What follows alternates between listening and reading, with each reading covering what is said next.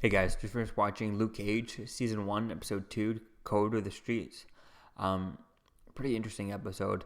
Again, I feel like there's not much action in these episodes, not as much as I'd like to see. I mean, not a lot of Luke Cage just going out and people. I thought after last week's episode there would be a lot of.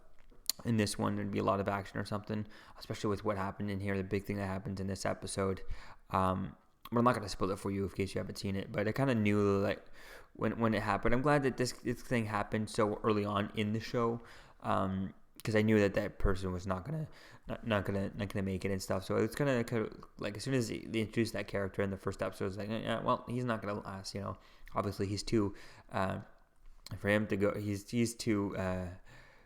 Too personal and stuff like that. The connection's too much there, so he's obviously going to die and stuff. So it was pretty cool to see that happen and then see how that happened and then kind of cotton-mouth reaction to that.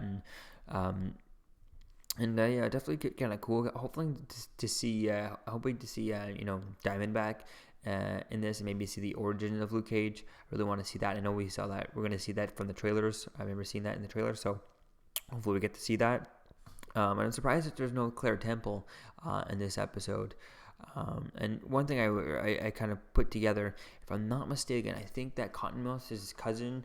I forget her name there, but she counselor, the counselor there. She's actually, if I'm not mistaken, the one who who met Tony Stark at the elevator and about her son that died over in Sokovia and stuff. So if I'm not mistaken, I think that might be the same person. Because if that is the same person, then wow, that is pretty awesome.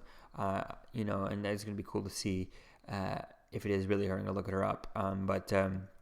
Yeah, that'd be pretty damn cool if it is her, and a definitely great connection there with Civil War and all that stuff. So, yeah, definitely can't wait to see how things come up, and it's cool seeing Misty Knight and stuff, and see her kind of figuring out who Luke Cage is and stuff like that.